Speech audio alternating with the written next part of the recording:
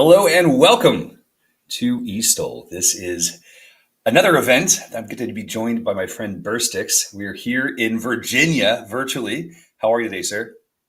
Doing great, man. How are you? I'm fabulous, man. It's a great day. It's beautiful weather here in Texas, and beautiful weather it looks like in Virginia as well, as we are getting ready for the in-person live event at Heritage STOL there in Virginia Beach, Virginia, at the incredible military museum there. And today we get to play with that a bit and recreate it per se for our competitors all over the world. Burstix, will you walk us through who we are expecting and what kind of performances we should be expecting today?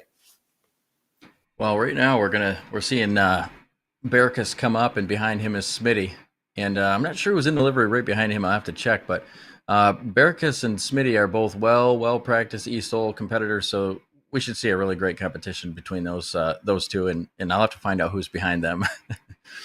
That's awesome. I know that I've been speaking to Tom quite a bit about this, and that the companies behind a lot of these models have been tweaking them and refining them so that we can see real world numbers from each competitor. So we're looking for a much more competitive competition where we see some pretty accurate numbers, particularly from the Zeniths. Are there any other major tweaks or changes since our last event?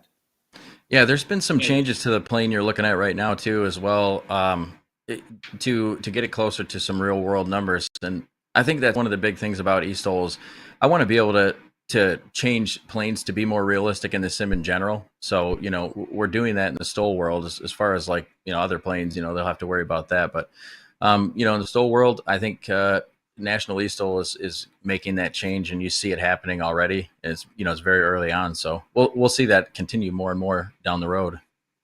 It's awesome to see indeed. Why don't we talk a bit about the weather today in Virginia? Obviously, we're pulling this live sourced. Where are we looking at? What are we expecting from the weather? Weather should be pretty decent today. I think we got a little bit of a crosswind, so it's going to be interesting to see everybody try to take off in these crosswinds versus maybe a 10 knot headwind. But now we got about a 8 to 10 knot crosswind today. 8 to 10 knot cross. The altimeter is 299 and obviously we've got some buildup there. I actually spent the last hurricane in Virginia Beach, so I know the area well, right there at that museum. So it's a beautiful location. It's going to be incredible for our live event. And as we're getting ready to get started here, have we determined the third pilot? I have not yet. All right, we'll figure that out in just a moment here. And as you can see on the screen there, Heritage eSTOL presented by Hartzell Propeller. We've got Mark Hawkins, Tom Smith, and Keith Charlet coming to us from Plymouth, UK, Pennsylvania, and Louisiana. So from all over the world, 2 in the US, 1 in the UK. This is our touring class. And as you can see, you can find us all over the place: Facebook, YouTube, Twitch, Instagram. We are live, and we'd love to be chatting with you or seeing you in the chat. We know that we've had a lot of interest from our traditional pilots, our real world pilots that are looking into doing some of the sim competitions with us. And I'm excited to see more and more of those guys step up and start to play. I think it would be neat to see, people use this because, maybe people don't know this. So I'll, shortly explain that Microsoft Flight Sim it's the real world, so since we do our events before the real life events, pilots that are competing in it in the real world could use this as, a way to kind of get to know the area a little bit. Cause a lot of those guys fly into your real life events, correct? They do indeed. They absolutely do. And being able to have, a firsthand view of what to expect. It's obviously not perfect, but it's still pretty cool to be able to get a basic expectation set of what the space looks like, what the condition might be, what Burble is coming over those big hangars and that beautiful water tower in the background. It definitely has a different feeling. With that big crosswind, we may see some interesting results. And I know that we're setting things up right now. Pilots are all through their briefing and waiting for race control to release them. Who can we thank, by the way, for the incredible art on this display? I'm blown away by this one. I mean, this looks like our real setup. This looks like what we'll have in person in Virginia in just over a month and a half. I guess 2 months. Yeah. Now. So that's so our scenery. We have a in-house scenery creator. Anov does the scenery, and so it's pretty cool. He does it right from the same view that Tom and the rest of National STOL, you guys would do your when you go and set up an event. We use the same exact aerial view, so it's pretty cool. Anov takes that and sets it up just how you guys would, but in a virtual world here. I wish that we could have him come and do it for us in the real world as well, because it's a lot of dadgum work. It's usually my job. That said, I do think that I have a new goal. I never knew I wanted a National STOL R66, but there's something in me that says we need one now. And Yeah. it may not meet the budget in the real world, but what a cool looking machine! Oh, Giving that that livery, aerial view right now. I actually made that livery. So if the R66 livery, I made that. So if you do buy one, I'll paint it for you. There we go. We've got a green flag, ladies and gentlemen. Pilots are getting ready. Our first pilot of the day in the touring class, Mark Hawkins in the beautiful Wilga, Ferrari Wilga. Gotta love that. It's little note there, little nod to the Italians. I'm not sure how that works with a Polish aircraft flown by a Brit, but we'll figure it out. Other airplanes descending behind. Some of the behavior you see in flight sims, if you saw it in real life, you would be pretty petrified, for sure.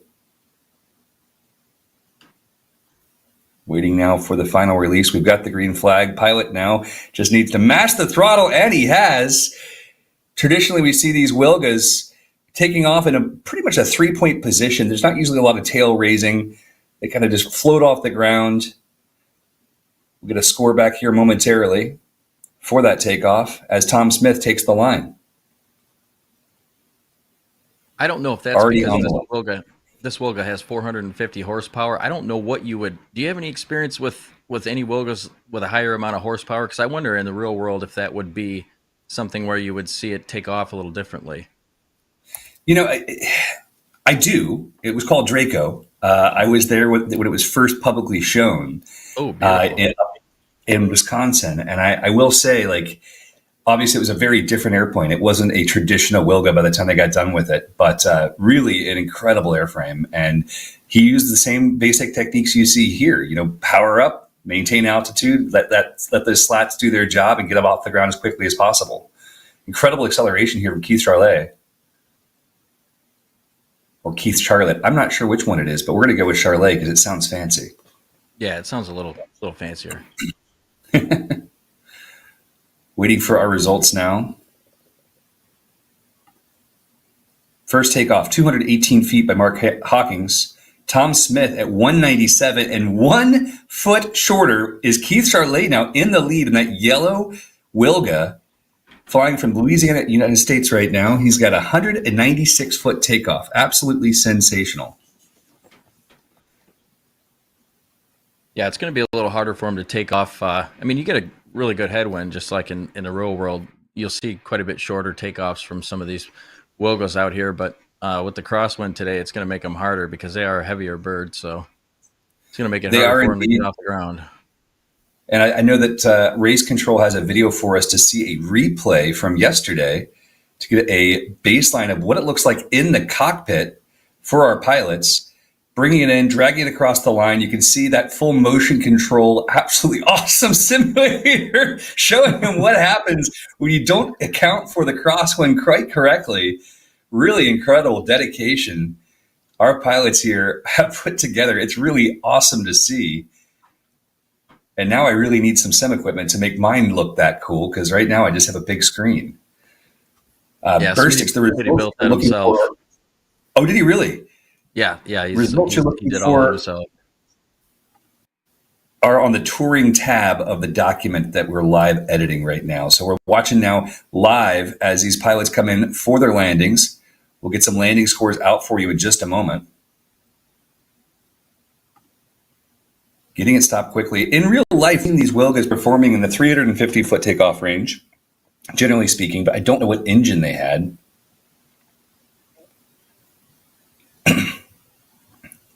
Nice, stabilized, super smooth approach here. That's going to be Tom Smith, currently in second place with a 197-foot takeoff. Mark Hawkins getting the first official landing score in with 219 feet, 1 foot longer than his takeoff. This looks very slow. Cross the line, gets it stopped. It's safe. Safe is good. We always like to say those first runs, get one in that you can get a score on the board. That is the name of the game. Getting that early score on the board is the way to go. Even if it's not the best that you're looking for. That was a 180-foot landing, which is pretty darn exceptional. Now in first place for takeoff, we'll see how he does on landing. 196-foot takeoff has a chance here to maintain or to take that first place. And he is across the line, very heavy under braking. The landing is good. We'll see here in just a moment how the results look.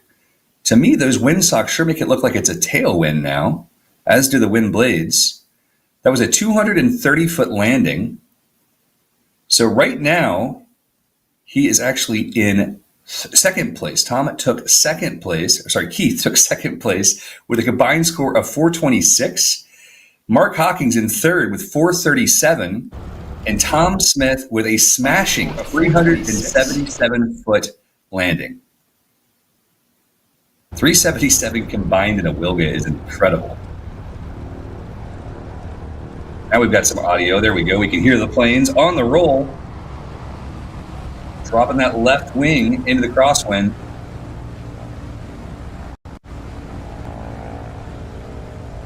That was a nice takeoff from Baracus there.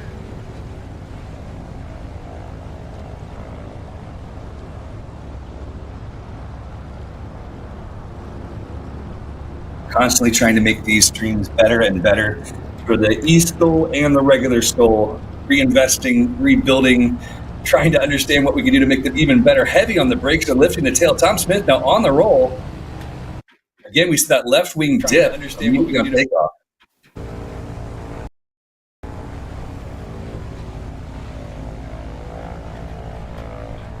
Now the Sawdust Dragon. Sawdust Dragon. Here we go. Good enough. A little more aggressive.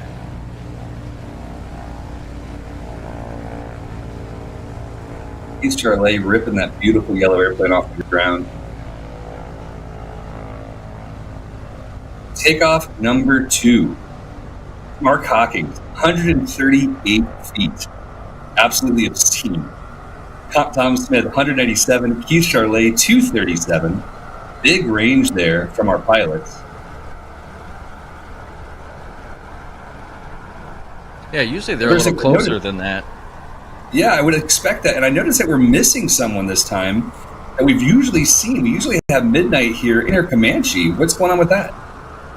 Midnight couldn't compete this week. She had a couple things going on, so she decided to take this event off. But hopefully we'll see her back next week in the Comanche. She was just chatting about it in the Discord not too long ago about why she competes in the Comanche, and she said that she just doesn't care so much about getting that first place, but more mastering that aircraft in general. Well, I have a few friends who fly Comanches, and they'll agree that it's definitely an airplane that takes some mastery.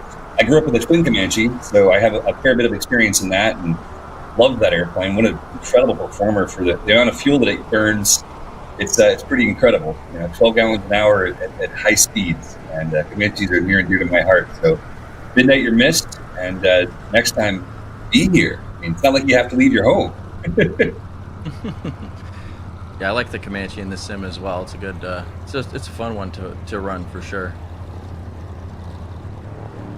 On approach now, Mark Hawkins from Plymouth, United Kingdom. Getting it slow, putting the flaps in a little late there. Drops it clean across the line. We see that left wing, once again, starting to get a little messy. Dropping just a little more than we like.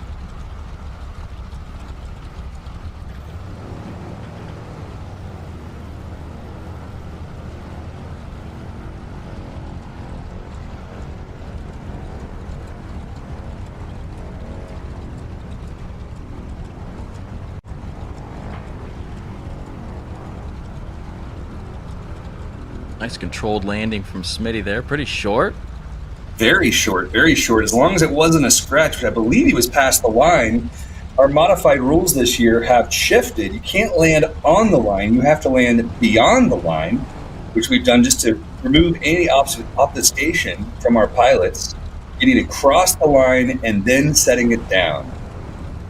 Ooh, that's something that we actually haven't talked about that with eSTOL. So the eSTOL pilots will have to start that next event. So this event, they're all under the assumption of landing on the line, but that's something I'll definitely relay over to them, and we'll get that going for the next few events here. Ooh, hyper aggressive, moving toward the crowd. This is why we keep the crowd back at our in-person events. Nice and short landing though for Keith Charlet and the Dragon. 172 foot landing for him, 156 feet for Tom Smith, 216 for Mark Hawkins. New combined scores have shifted things quite a bit. We've got a heck of a race on our hands, ladies and gentlemen. Mark Hawkins, currently in second place with 354 feet, and Tom Smith with 353 feet, sneak away with 1 foot shorter for first place. Wow, that's awesome. 1 foot difference. Indeed. Keith Charlet is trailing by about 50 feet, 55 feet right now, 54 feet. Excuse me, 56. Math, Eric. Maths are hard.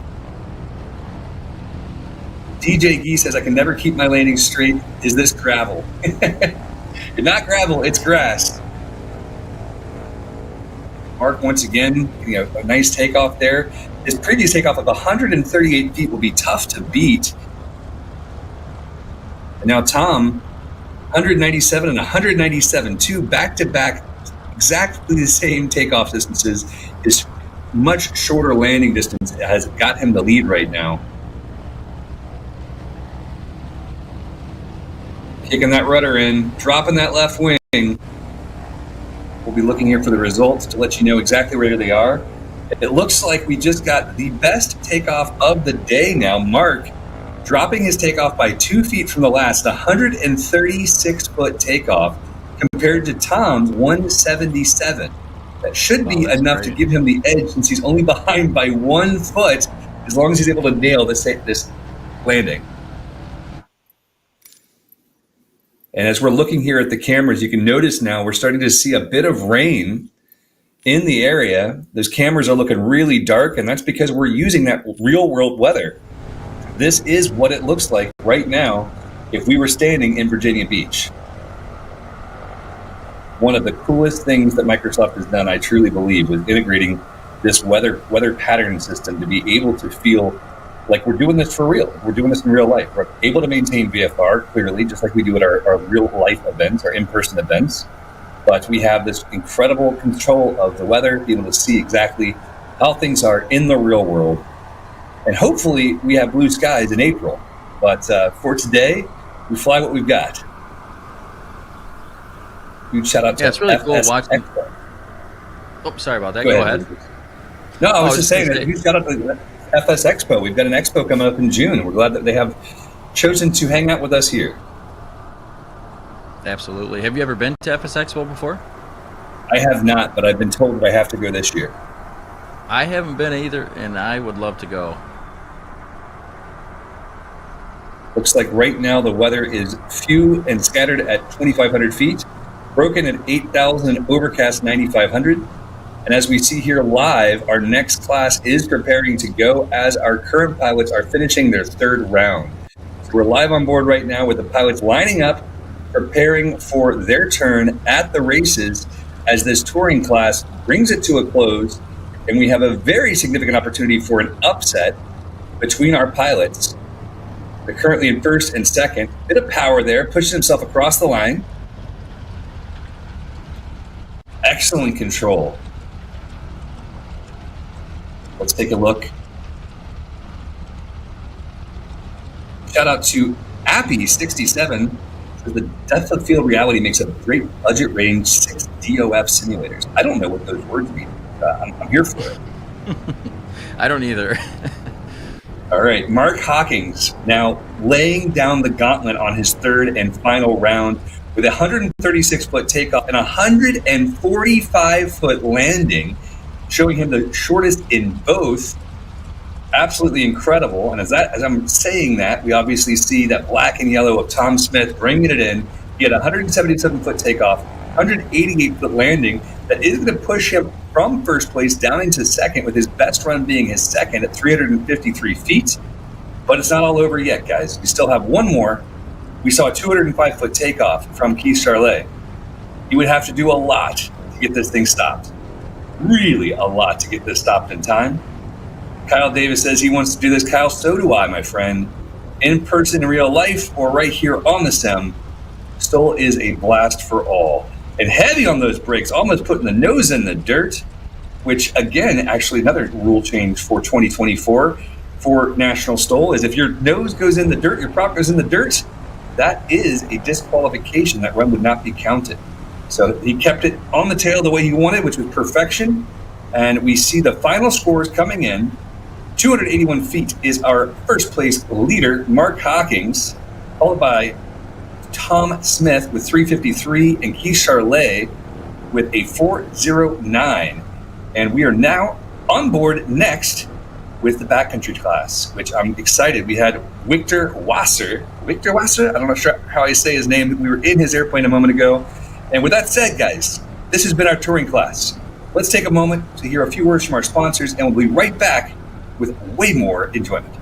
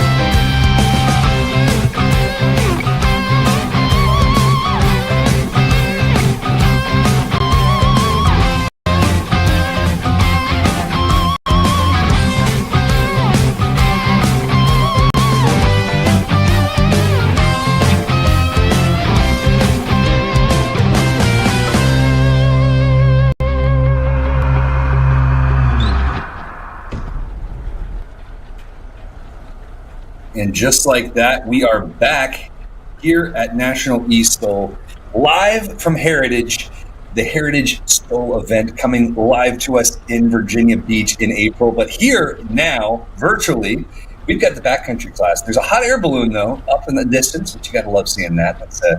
That's a choice. If you're flying a hot air balloon in a simulator, that is a cool choice, I have to say.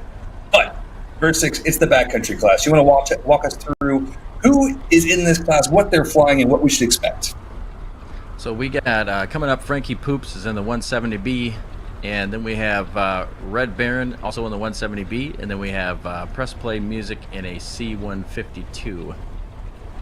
Well, we know from experience that the 170B is an airplane that is incredibly difficult to counter. It is a resilient backcountry flyer. It is a heck of a competitor.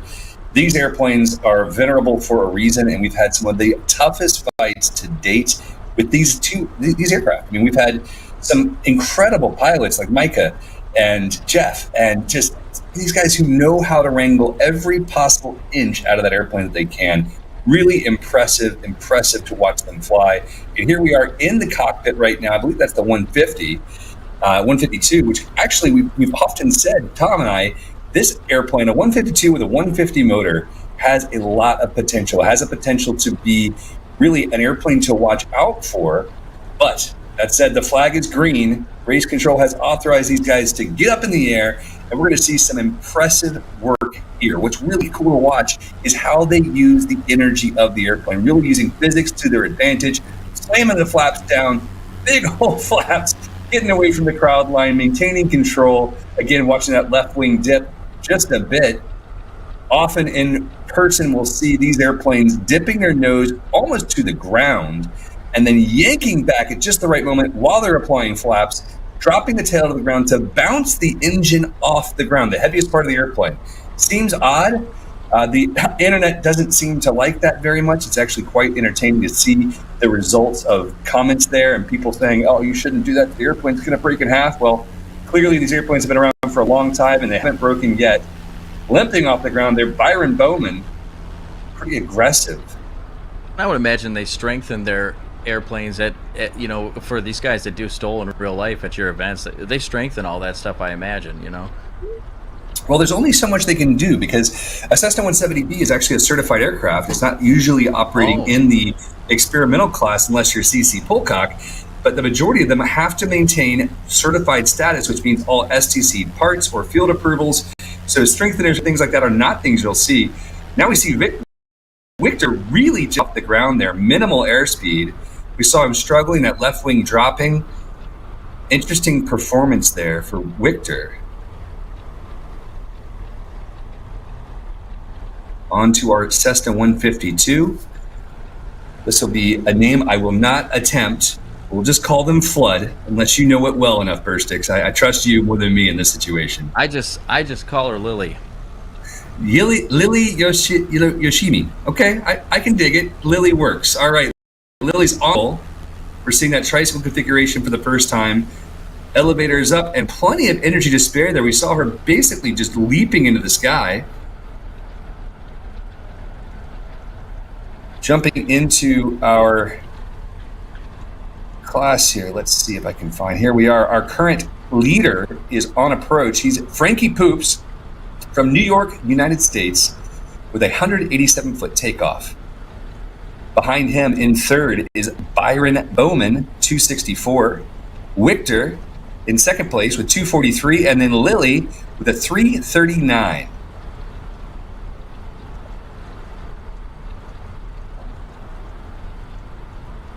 Although we're a little behind on our lower thirds there. It's not Lily on approach, but our leader, Frankie.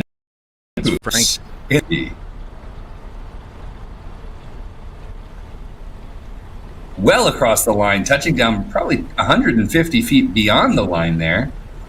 Not maintaining the best directional control. They did get it stopped. Looks like around the 350-foot mark. He's not going to be happy with that approach for sure. No, at least there's some numbers on the board, but I've seen Frankie do quite a bit better than that, so maybe just a fluke on his end today, but we'll see better out of him, I'm sure. I surely hope so. With the potential he has, looks like we're calling that one a scratch for his landing. No, excuse me. That one is a disqualification, but it was a 340-foot landing. Race control have to let us know what the disqualification is for. Byron Bowman now, staying behind the power curve, getting it on the ground just past the line. Nice landing for Byron Bowman. Absolutely. Very different approach style, too. You saw that. A lot of the pilots of the 170s like that behind the power curve, just eking it across, using the throttle. It almost sounds like they're tap dancing with if the throttle was on their foot. They're just pop, pop, pop, pop, pop, all the way through and maintaining just enough power to get across the line and then impact as much energy as they can into their landing gear. That's cool. I'd love I got to get to a real life competition so I can hear that. I never even considered that sound that you just made. That would be cool to hear that in real life. It's really wild to hear when you have someone like Steve Henry and his 450 horsepower motor, the turbo spooling and kicking back at him. It's absolutely awesome.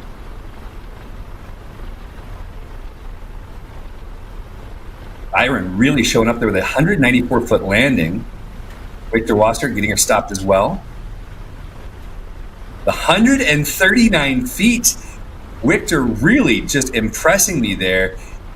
It was 60 feet longer on the takeoff, but 201 feet shorter than Frankie's landing. So there's definitely something there that is helping out quite a bit. Lily now. Ooh, very interesting approach. You saw she just basically allowed it to glide down. No additional power added. Different strokes for different folks. We have different challenges and different things that we can do to make this work. Latest totals coming in. Let's take a look. So our friend Frankie Poops did not qualify for that first run. which does change things up. If you want to read where we are, feel free, my friend. Yeah, it looks like we got Victor Vassar in first place with 243 total. And Byron Bowman in second with 264, and Lily coming in at the very end in at 152 with 339. So total scores now 382, 458, and 789. We had a great question from the chat asking how this is being switched. So if you didn't know this, National STOL is an in-person, real-life air race series where we have events all over the country, including one that will be happening in Virginia Beach at this very same location in just a couple of months. And so we have a big production trailer, and we have everything set up so that we can do that there with real-life cameras. Here, we have a group of incredible volunteers who are all logged into Microsoft Flight Simulator together. And from that, we're able to take the camera angles and switch them back and forth, as you're seeing right there live. And it's just different perspectives. So it's certainly a challenge. And I have to say a huge shout out to my partner, Tom, and to Burstix and the entire community of Flight Sim folks who just love this. They love sharing this stuff, and they wanted to bring eSTOL to life. So they did, and they had put in tireless effort, tons and tons of hours to create these incredible scenery packages and to highlight the type of flying you're seeing right here. And right there, we saw some very aggressive flying right at the edge of a stall.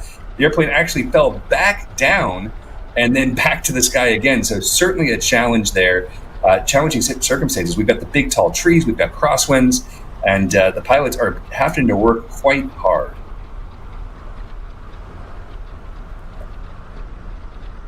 Yeah, we've seen a lot of new enrollees for this this event. I think we had like 8 in 2 days the other day, which they were all brand new people. So it's really, a lot of people are loving this from the flight sim perspective and testing it out and trying it. And it's cool to see everybody grow their skills. But for a lot of these people, this is the very first time ever competing in something like this. So it's really awesome to see that. Well, and this is just a great way, if you are a general aviation pilot already and you have an interest in getting into National STOL events and joining us on our series, we have the rookie class, and that's a great way to get involved. But if you want to get a feel for what it feels like in real life, virtually, at no cost and no real cost and no real, concern for your safety, this is a great way to get started, get a feel for the pattern, understand what we do in real life as well as here in the game. Yeah, I think a lot of people use the sim for that reason. Like Byron Bowman, for instance, is A&P mechanic. He's in flight school himself, flight training himself. So he does a lot of this stuff in real life. But I don't think he's done any actual STOL practices. But hopefully you'll see him out there at some of your competitions at some point once he gets done with his schooling. That's something we've seen a lot of is our volunteers. We have hundreds of volunteers all over the country, and many of them were newbies to aviation. They didn't have the experience that once they got to know the community that flies these kinds of airplanes, and they realized just how welcoming and how fun the community is.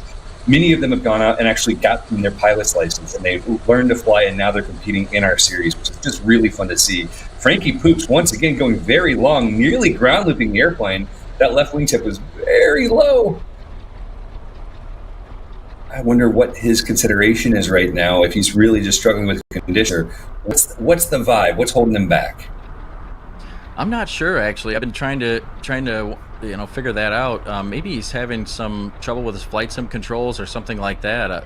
You never know what could be going. Maybe it's nerves. A lot of these first few times ever doing this in front of people, so it could still be nerve-wracking for him, I would imagine. Indeed. His first run that is being qualified is that second run with a 750 combined score. So a 513-foot landing, quite a bit longer than he'd be hoping for, certainly. But he was able to maintain directional control and was not disqualified this time. Still waiting for race control to let us know the DQ reasoning. I'm sure we'll get that down to us shortly. And as we watch and wait, we've got Byron now safely on the ground, 458 for his first run, which sets him, let's see here. Looking at the spreadsheet as I jump back and forth, Victor now on approach, nice and stabilized, a little bit of a slip, gets it on the ground.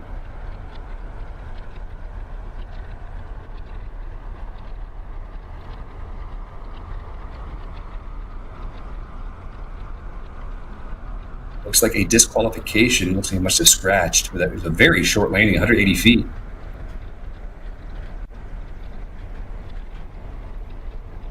Apparently he disqualified on takeoff. Great landing, but he disqualified on takeoff because of the lack of control we saw there on that very aggressive, slow speed takeoff, and then immediately kind of ballooned it in. Looks like we're going to have a go around from Lily. Frankie was also disqualified because of being outside of the runway boundaries. Safety is paramount, whether it's something that we're simulating or something we do in real life. We want to make sure that our pilots are as safe as possible. And that's why the rules we have in place exist. They are there just for pilot safety and for spectator safety. Yeah, I think it'll make everybody better in the end. And we try to do that with National eSTOL. We try to keep everything exactly the same way it would be done in real life as closely as possible. And so I think it's pretty amazing what we're able to do with Microsoft Flight Sim 2020. And I hope that when the new sim comes out, 2024, I hope that we can bring that even closer. But it's pretty amazing what we're able to do to keep this as close to real life as possible. So hopefully 2024 will bring us some new tools to use, and we'll keep on growing this to be as close as possible to the real life event, because it's important for us to make sure safety and all that kind of stuff is followed. It absolutely is, and it's something that I've been thinking a lot about as we're looking toward 2024's new flight simulator. And we look at the differences between this and its predecessor and just how far they were able to come in those years. Looking forward to the next year, I'm really excited to see what is possible. And I think, man, what if they integrated the Unreal Engine or something like that? There'd be so many new elements for the physics just to improve.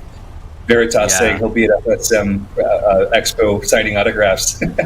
We might be first in line. Oh no! Lily's on her nose! Ladies and gentlemen, again, this is a simulator. Everyone is fine. But it is her first event, so she's just getting into this, very new, and that's why she's starting in the simulator instead of in the real world. She lost control there. Airplane went on its nose. I would love to have been able to see the control inputs as that was happening live. I think the request I'm going to have for all of our pilots is to set up a camera in their office, in their sim space, so that we can have additional angles of pilots with VR goggles on and trying to fly and rest all their airplanes across the ground. It's really cool to watch for sure here. And it makes me even more excited for Flight Sim Expo, our partner for this event. Current totals. Victor, 382. Byron, right behind him, 20 feet off, with a 402. Frankie at 750 and Lily at 789. Veritas, let's go, boys and girls. Yeah, buddy. Glad to have you here. Thanks for watching. Thanks for getting active in the chat. It gives us announcers something here to talk about. We appreciate that. Roger Sewell talking about OBS. Yes, OBS is awesome. Frankie is off. Big lateral movement across the field, fighting that crosswind. We have Duke Nukem in the Bursix TV chat cheering on Frankie. Frankie usually brings quite the crowd. He usually brings roughly 15 to 20 people cheering him on every time, and it's really funny that he gets that many people to come watch him. Frankie's got a personality. Quite the personality. Of course, he would bring that many people to come watch him and cheer him on. I love to see it, man. That's how these communities get built. Personalities, great people, coming together with a shared passion. Frankie, second off the ground now. I don't know who that is. That's not Frankie. Frankie's already gone. Let's see. That's Mr. Byron. Much more control that time on his takeoff. Nice and balanced. Victor now. Diving the aircraft toward the ground, pulling back and dropping the flaps. Again, we see that left wing come down. If this were a in-person pilot, we would most likely see that the right aileron already assertively put in to try to keep that wingtip down. So if we're looking at this right now, you notice they're lined up on the far left-hand side of the runway. They're taking off to the right. They have that right crosswind pushing into them. We know that these pilots... this is just too funny. I have to bring it up. Behind Lily, I see a line judge on the phone, which is pretty wild to see. But these crosswinds are very challenging. You have to cross control into them. and or utilize the runway to your advantage? Great question here for you, Burstix. What do people need to do to qualify to be a part of this event? That's from Tomas. Well, the first thing you would do is just hop into the National STOL Discord, and everything you need to qualify to get in the event is going to be in there. A great person to contact in there would be either me, Burstix TV, or ADK, Alpha Delta Kilo ADK. If you could contact one of us inside of the National STOL Discord, then that would be the best way to get into this. And the best way to find the Discord is just to go to National STOL. That's national, STOL.com/Discord. It'll take you right to Discord. If you don't have the app downloaded, I recommend doing that before you go to the website. Discord is spelled DISCORD. It's a great communication device for all sorts of communities. And we love to see folks in there. We've really seen that eSTOL has brought a completely different type of person into our community. And it's been great to see their passion and just watch them as they get super excited about these pilots moving right on through.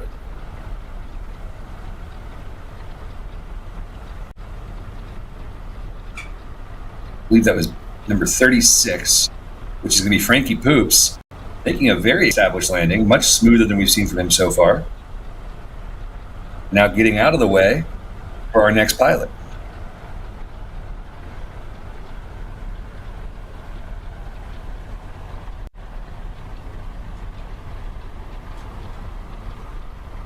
Victor is currently the man to beat, the 382. Byron behind him 20 feet. And Frankie trailing 150 feet behind that, but has shortened up his distance by 100. Ooh, that looked like a scratch to me. We'll have to go back to race control. You may have went outside of the bounds. Victor is actually a glider pilot in real life too. I'm happy that real life pilots like doing this as much as we do. You know, I've only been in the sim for about a year now, but I absolutely love it. It's a lot of fun. I've flown a little bit in real life, but I don't have any licenses or anything like that. So this is the way that I enjoy it. Absolutely. Right here, way behind the power curve, we're seeing some really good control. Ooh, and drops the wing. That is the danger. And if you're right there hovering at the edge of the stall, utilizing that throttle, the simple fact of the matter is you're riding a line, and that line can be dangerous. And as we saw right there, thankfully, once again, this is a sim, and we are going to see pilots pushing the boundaries further than they might in real life. They'll have that safety bubble that's quite as required in real life. But to go back to what you were saying about being a pilot and enjoying this as Victor is, I will say that was my experience. I started learning to fly when I was 13 years old, soloed at 16, and in between 13 and 16, probably logged 2,000 hours of Microsoft Flight Simulator. It was not nearly as pretty as this one, but I learned so much. And I actually learned, ooh, another scratch for Lily. I actually learned more, I think, than most because I didn't have a joystick. I had to use a mouse and keyboard. And that mouse and keyboard was really challenging because you had to think about every input up and down on that keyboard. And it really gave me a much better understanding and establishing of what it looks like and feels like it's pulling straight back. Right? There's give and take constantly. And that has it, guys. Backcountry class, presented by Ladd Gardner Aviation Insurance. That's aviation protected. Our first place with 382 feet, Victor Vasser. Byron Bowman trailing him by 20 feet at 402. Frankie Poop, 652, really improving his overall score. Lily at 789 rounds out our backcountry class. And guys, we're not done yet. We have many more classes to go for. Lots of excitement ahead. And with that said, we'll take just a moment to drop into a commercial break. Thank you so much for watching. We'll be right back.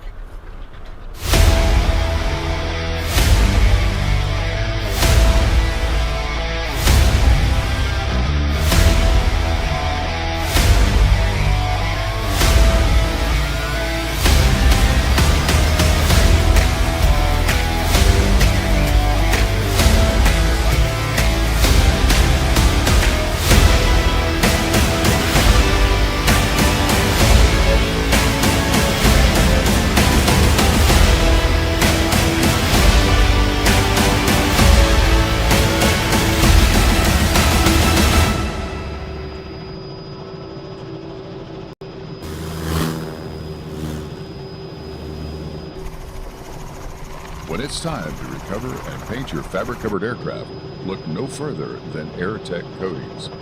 Since 1982, our FAA-approved system provides you with a shiny, durable, easy-to-apply product. The AirTech system has fewer steps than any other product on the market today, saving you both time and money. While using cutting-edge technology, we offer a wide range of products.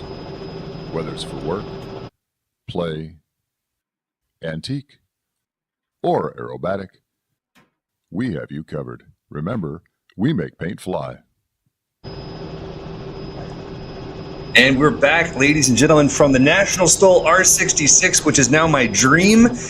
We've got a class set up for you guys that will be like none other. And if this R66 competes, it is cheating. I will say that right now outright. But this is the unlimited class. This is where we run what you run.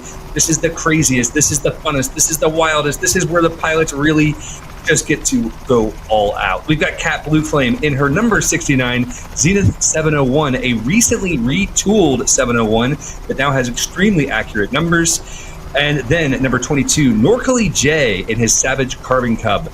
33, Zach Lobert in his Monster NX Cub.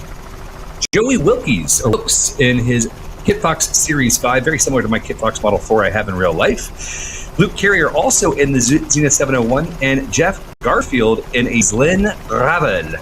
Very interesting airplanes here, very different airplanes. Walk me through your expectations of this. I mean, I know that we've had some of these folks in here before showing some really good numbers, some great control. They've got a lot of challenging conditions today. What do you think we're going to see as far as our podium? Yeah, so I think as far as all the practices have went, you know, we've been doing this since June of last year, but not everybody's been here. I know Norcally has a really good understanding of in the sim. Kat's at a lot of our practices. Norcally's been at a lot of the practices. A couple of the other ones I'm not so familiar with. So you know, we always have practices, guys. Get out to these practices and do it together. It's a lot of fun. But I understand some people are in different time zones, etc. So, but I think that Kat and Norcally are the ones to watch. But that's not to say the other ones aren't going to do good. I just I haven't seen them out of the practices, or I'm just not recognizing their name compared to their sim name, because a lot of the sim names are a little different, and that's what I see on a regular basis.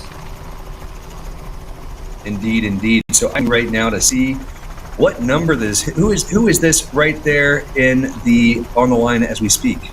This is Norcally J. Norcally, all right. I'm gonna shuffle our spreadsheets a little bit. The thing that people don't realize is the amount of spreadsheets that are involved in racing. It's actually quite hilarious. And Verstix and I were talking offline during the break there, and he said, you know, just trying to read this spreadsheet and announce. There's so much complexity. There's so many things going on, so much happening, and it certainly is a challenge. But we're trying to keep up for you guys as the announcers. Verstix has been crushing it through all and just making sure that this event takes place. So Verstix, thank you so much. We're missing a couple of planes, so we're holding right here. Race control will let them out as quickly as we get everyone lined up safely right where we want them to be. It looks like we're going to have one heck of an unlimited race here on our hands. That Savage Cub just looks freaking cool, man. It really does. Great job on the livery. Yeah, it's a really fun plane. When you're flying Verstix, what is your go-to? What do you like to fly in the STOL comps? When I usually practice with everybody, but I'm a little more laid back, doing other things at the same time. But I like to fly the Wilga. That's probably one of my favorite planes to fly. I love the sound of the radial, so that's where the sound really gets me on that plane. Oh, absolutely. The sound of a radial is something special indeed. And, you know, when you start to experience the noise that they make as their prop tips breaks the sound barrier right next to you taking off. I know you're coming to at least one of our National STOL events this year, and you get to experience that in person for the first time, your mind's going to be blown. It's just the coolest. I'm so excited for a real life event. The sim is beautiful. And I love it, and I'll you know, always be a part of the sim for sure. But man, the real life events, I probably will get addicted to those and have to start coming to every one. That has happened to a lot of us. That happened to me. I was a volunteer. I showed up at an event to announce. Fast forward to a year and a half later, I bought the series, bought part of the series, and get to be a part of this now. And I'm so grateful for it. And now that we have eSTOL, it's a whole new world. Dustin Horvath saying he loves Frank. Glad to have you here, Dustin. Thank you for stepping in. And off to the races we go with a little runway incursion or decursion. I think that they're resetting potentially due to missing one of our pilots. But that pilot will be here soon, certainly. Waiting on race control now. Looks like we are missing Cat.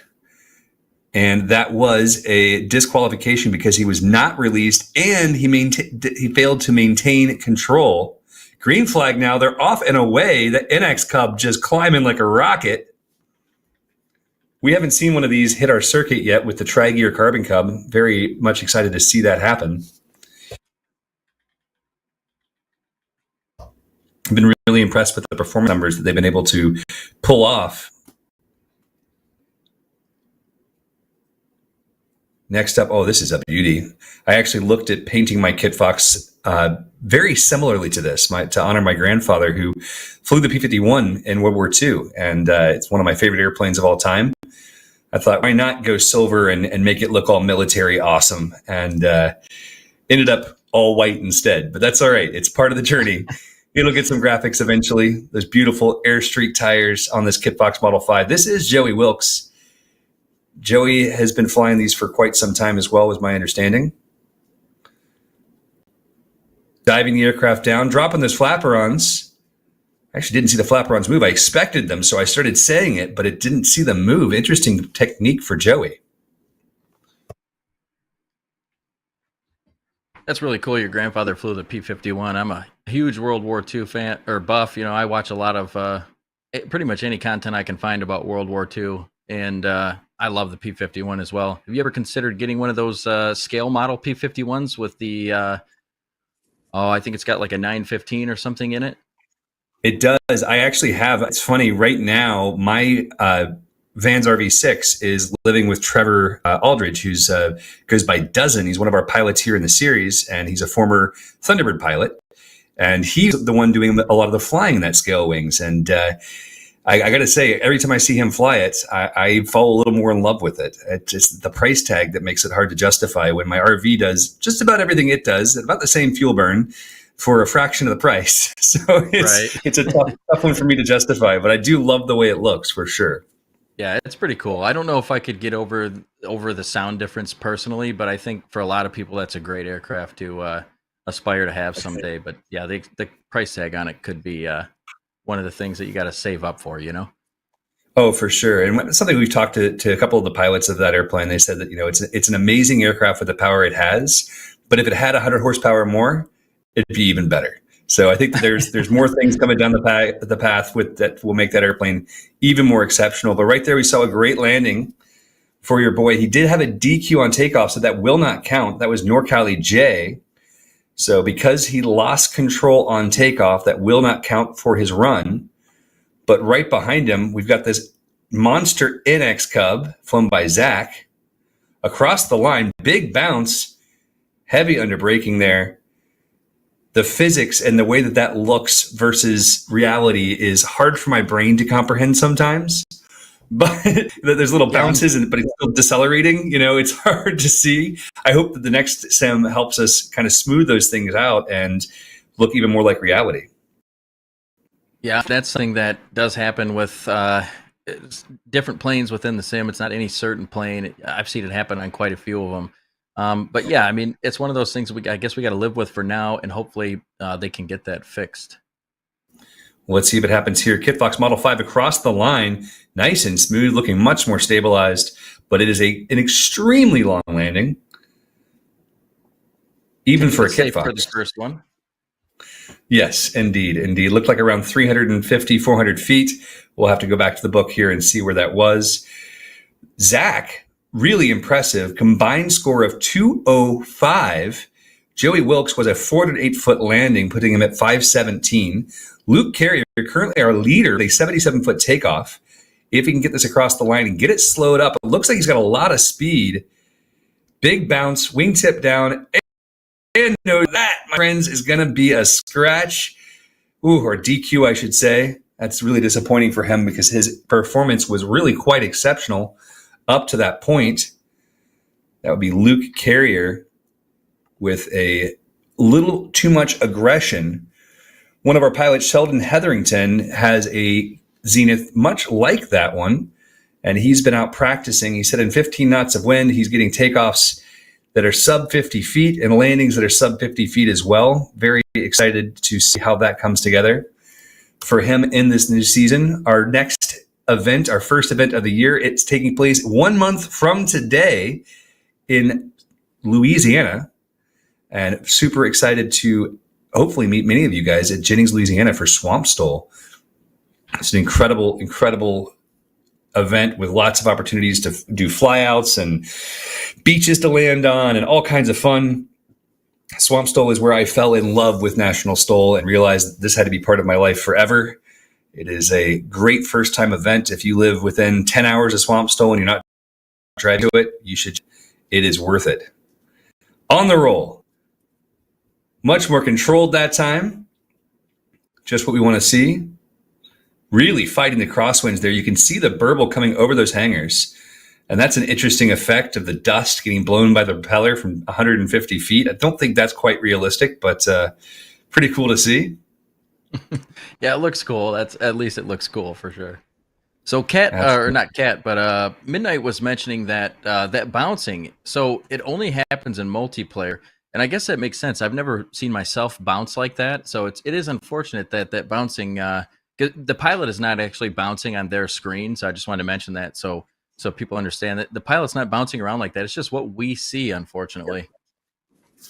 Gotcha. Well, hopefully it's something they can address in the next one. Because right now, that image on screen that we're looking at right now is just marvelous. You've got the sun backing the clouds, and it looks like magic right there. And that is the magic of Microsoft Flight Simulator, and that's what we need more of, is more magic down low, please. Nice takeoff here for our Kit Fox Model 5. And I think that's what they're if anybody's seen any of the trailers and things like that for 2024, I think they're really working hard on getting that part of it taken care of. Just did an update to the horizon in the sky. I tell you what, when you get about just before the sun sets, it looks completely different than it did even a few months ago in the sim, and it is absolutely gorgeous. It's incredible takeoff here for Luke Carrier. Again, he may be the man to beat if he can keep the airplane off its nose. Great comment here from someone in the chat about the RV6 and the F-16. I do call it my poor man's F-16, and I can load more into it, which is great. But I can't afford the fuel burn on F-16. I can afford the 5.5 gallons an hour on the RV, which is pretty great. Yeah, that's pretty good. Yeah, F-16 would be quite a bit more than that. Zach Lobert. Go Zach Lobert from Kimmy Canoe. Welcome, Kimmy. Glad you're here. Great to have the social aspect popping off here. Got good folks in the chat. I always like to see everybody cheering in the Twitch and the YouTube. It's really, really enjoyable to see that. Come on, Callie. All right. As these folks are making it around the pattern again, we've seen some impressive numbers and some good piloting. We know that right now, NorCali is coming in from a scratched first round, 78-foot takeoff. He needs to keep this landing very short in order to be competitive with that 701. It is across the line, heavy on those brakes. Oh, and onto the nose. Oh, no. Oh, that will be a DQ, at least according to National STOL rules. Whether or not those have been picked up by eSTOL, I don't know yet. I think we give one mulligan at this point, but that's we're moving that toward just to get everybody used to it. We're going to follow the same exact rules as you guys do, but I think right now everybody gets one. So if he's had one before, that would most likely end up being a DQ. But I think the rounds, if he had any scoring rounds before that, they would still count. Well, that was an impressive score. It was a 140-foot landing. We have a 119-foot landing out of Zach Lobert. Zach really flying the heck out of that monster cub, the NX Cub, and Joey Wilkes right behind him in the Kit Fox Model 5. Really just letting it glide. This is the kind of thing that we see sometimes from pilots in real life as well as the sim. They just don't have the confidence to get behind the power curve. And when you're allowing the airplane to glide in naturally without any other inputs, without riding that power curve, you're always going to go further than you want. And additional to that, you're also not going to get the airplane stopped as quickly once you touch the ground because you're not transferring the inertia into the ground, into the gear. Here we see a lot more conservative approach from our 701.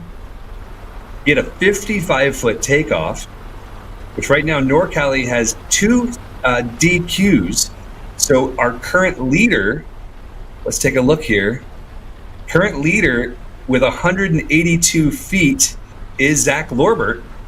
One more round to go. Luke Carrier with a 254-foot landing comes in second with a 309. Joey Wilkes in third with a 510. And NorCali currently does not have any points on the board. So I know he'll be pushing really hard here to try to get some points on the board. He has the numbers that he could be extremely competitive. Even a first place finish is possible. And he is the winner of our last event in the Unlimited class. Was he really? He did win it. And we had actually a newcomer get second place. He actually... it was Big Papa Polly. I don't know where he's at this week. May have been busy, but he came in last time about 12 hours before the event, from sign up to practice to getting a second place within 12 hours. So it's really easy to do this, guys. If you ever want to try it out, just make sure you get in that Discord and message one of us, and we'll get you hooked up with all the details. Well, and most importantly, I just want to really highlight that the most important thing about this is the community around it, right? We have just some awesome people from all over the world who love all things aviation. They're out here competing, working to become better sim pilots. And for many of them, that will also, integrate into the real life piloting, because these are all areas that we can increase our skills. And it's great to see these pilots out here learning the airplane, learning the environments, and just having a ball. Nice takeoff there, just what we needed from NorCali. See if we can keep it off its nose for the landing. And this NX Cub has some insane acceleration. There we go. Holy cow. I think he found the nitrous. Yeah, there is actually nitrous in that plane. I think he found it because we have a 77-foot takeoff, 4 feet shorter than NorCal's 81-foot takeoff, considerably longer than Luke's 55-foot takeoff last round in the Zenith. NorCali's choice of the Savage Carbon over the gravel is something new that I don't know if anybody's competed in that yet. Most of the time we see people using the gravel in this competition because it does have nitrous. But NorCali performs so well in the carbon, I don't think he wants to change anything up. And I was actually talking with him the other day, and he said he has never flown the gravel, or if he had, maybe he's only flown it once. But remember, he's flown the gravel. And so he keeps in the carbon, and now the carbon doesn't have any nitrous. So I wonder how he would do flying the gravel one time. It'd be really interesting to see that with the nitrous out of NorCal. Luke absolutely ripping the airplane off the ground right at the edge of a stall, utilizing all those slats. That would be a disqualification in a national STOL race, but this is national eSTOL, so it's not quite as dangerous for the crowd or the pilot. That is one thing that those Zeniths do well. They do that showy takeoff, but they're riding a line, a very, very, very fine line. And if we look right now at the windsock, it is ripping out there. Got some crazy wind happening that was really able to help that pull him off the ground. We've got some crazy numbers. Wow, what an improvement. Luke Carrier, 39-foot takeoff. Following him, Zach Lobert with a 77, NorCali with an 81, and Joey Wilkes in the kit box with a 108. Improvements for all of our pilots. Actually, quite exceptional improvements for all of our pilots, but a 39-foot takeoff is tough to beat. Those Zeniths have proven themselves to be quite challenging. That's one of the things we worked on. That's one of the things we worked with SWS on is getting the Zenith to be more correct towards how it acts in real life. So we actually used some numbers from National STOL to help that out.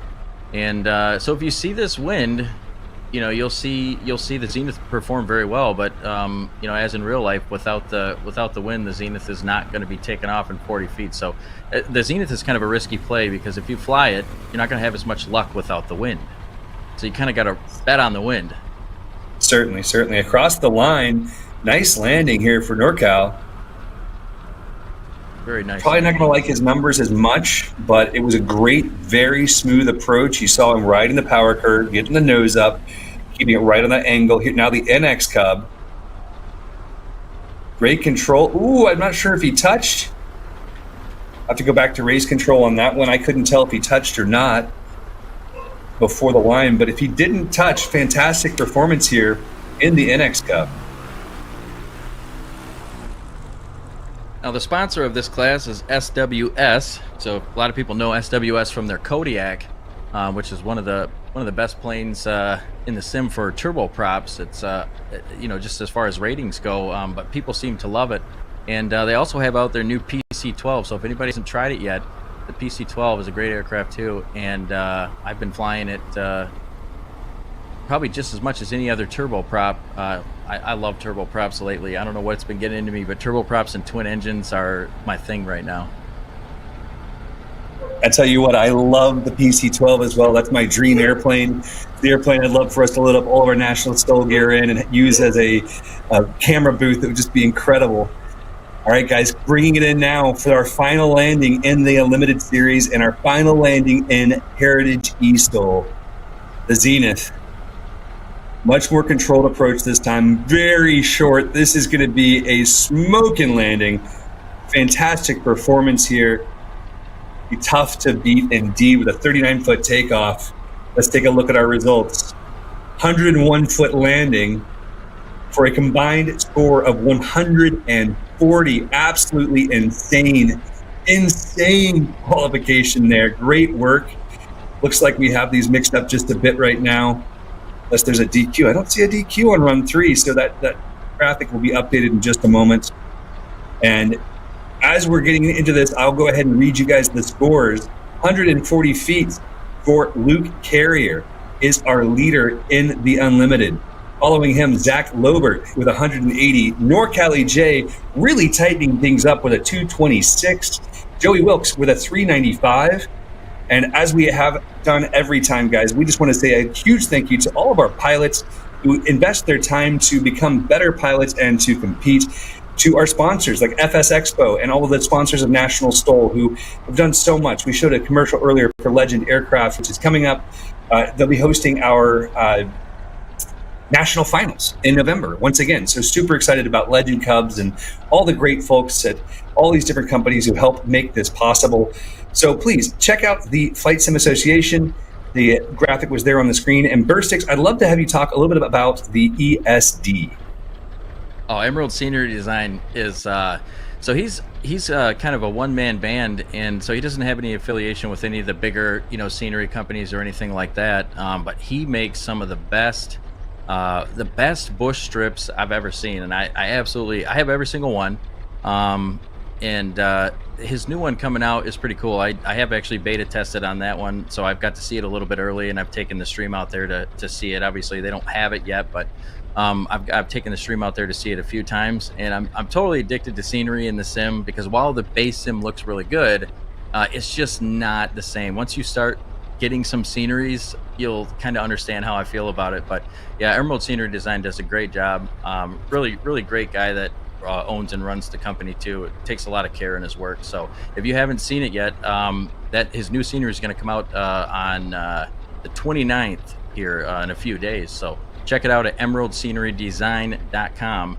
And it looks like we're going to see that scenery here. You get a preview of it. So hold tight and check this out here in a few seconds.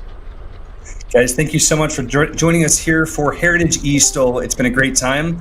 As always, make sure you follow us. Make sure you like the video if you have not yet. Leave comments. We reply. And we look forward to seeing you all at Swamp STOL in March from Jennings, Louisiana. To everyone, have a wonderful day, and we'll see you very soon. See you guys later.